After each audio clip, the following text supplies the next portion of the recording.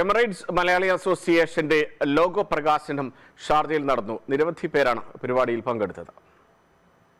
Sharjah Indian association ഹാളിലായിരുന്നു logo പ്രകാശനം. Indian association മുൻ president doctor EP ജോൺസനാണ് പ്രകാശനം നിർവഹിച്ചത്.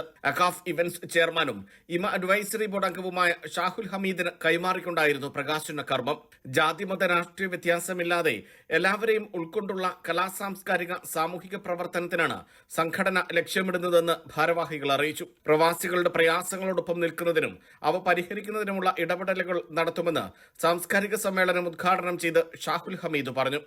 ഇന്ത്യൻ അസോസിയേഷൻ മാനേജിംഗ് കമ്മിറ്റിയിലേക്ക് തെരഞ്ഞെടുക്കപ്പെട്ട AV മധുവിനെ ചടങ്ങിൽ ആദരിച്ചു.